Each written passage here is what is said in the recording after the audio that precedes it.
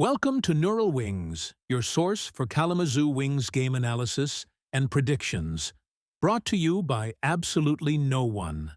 I'm your host, Ano, here to recap the last week of K-Wings hockey and what's ahead for the red, white, and blue. Central Division Update. The Central Division landscape shifted significantly this week as the race for playoff positioning intensifies. As of January 25th, the Toledo Walleye maintained their grip on first place with 50 points through 36 games, sporting a record of 22 wins, 8 losses, 3 overtime losses, and 3 shootout losses. The Fort Wayne Komets are breathing down their neck in second with 48 points, 21, 10, 6, 0, followed by the Indy Fuel in third with 42 points, 18, 13, 5, 1. The Bloomington Bison hold steady in fourth with 40 points, while the Cincinnati Cyclones sit in fifth with 37 points. Our Kalamazoo Wings currently occupy the sixth spot, but they have made major strides by reaching the .500 mark with 36 points and a 16-16-2-2 record. The K-Wings are arguably the division's momentum team, trailing Cincinnati by just 1 point and Bloomington by 4, while holding games in hand on several teams above them. They have managed to separate themselves from the 7th-place Iowa Heartlanders, who trail with 24 points. Game recaps. January 19, 2026. Away win at Cincinnati Cyclones. Score 6-5. The Wings opened the week with a thrilling, high-scoring victory at Heritage Bank Center. After falling behind 3-1 in the first period and 4-1 in the second, Kalamazoo mounted a furious comeback. Hunter Strand led the charge with 2 goals, while Zach Okabe capped off the night with the game winner at the 17:20 mark of the third period. The Wings' power play was clinical, converting on 3 of 6 opportunities to overcome a 40-31 shot deficit. Jonathan Lemieux earned the win in net with 26 saves. January 23, 2026. Away loss at Toledo Walleye. Score 1-2. Kalamazoo traveled to the Huntington Center for a defensive battle in front of a sellout crowd of 8,300.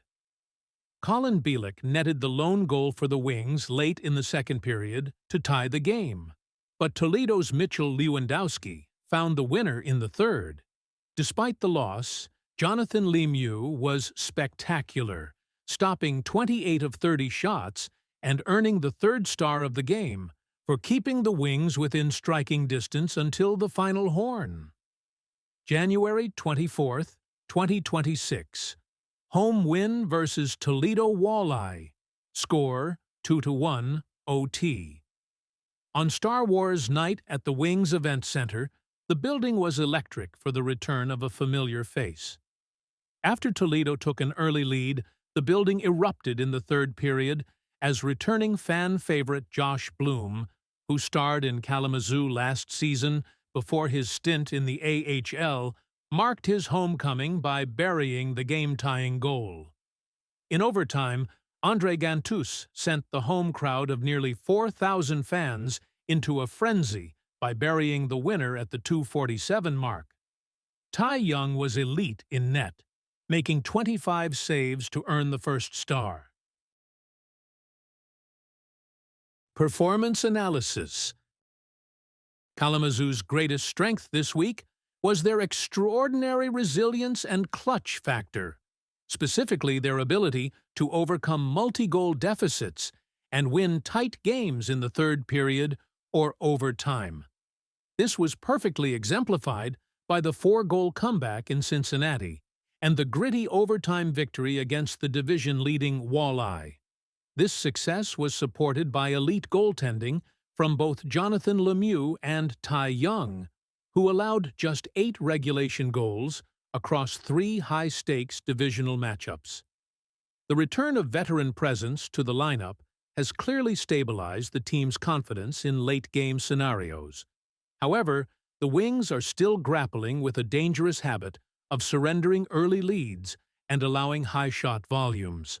Falling behind 4-1 in Cincinnati and giving up the opening goal in both games against Toledo forces the team to exert a massive amount of physical energy just to stay competitive. While the goaltenders stood tall, allowing 30 or more shots in 2 of the 3 contests is a trend that could prove costly against high-powered offenses. Additionally, while the power play was lethal on Monday, it went scoreless in the weekend series against Toledo.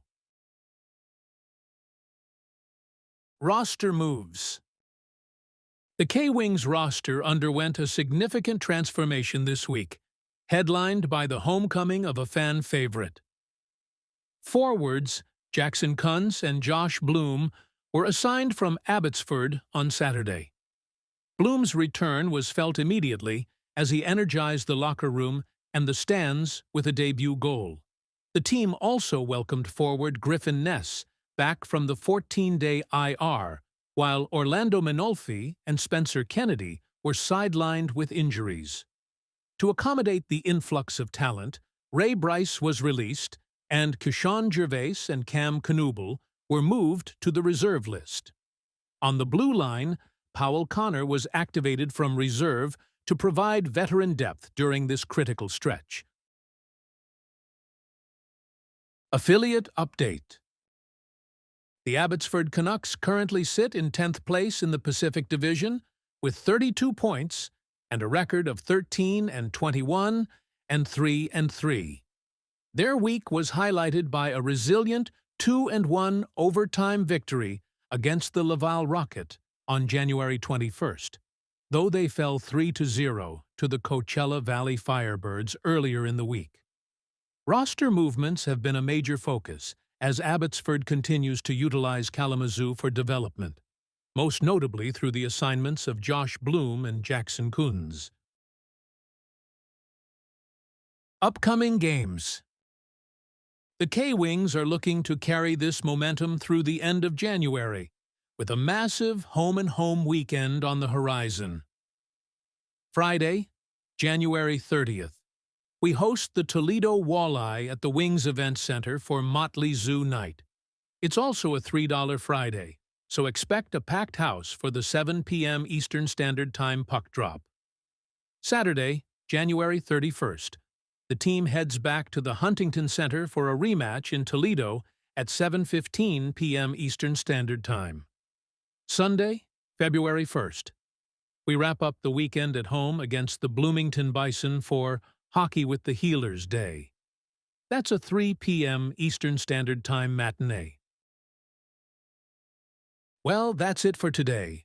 If you like this content, please like, subscribe, and tell a friend. It helps out more than you know. I'm Ano, and this is Neural Wings. Let's go, K-Wings.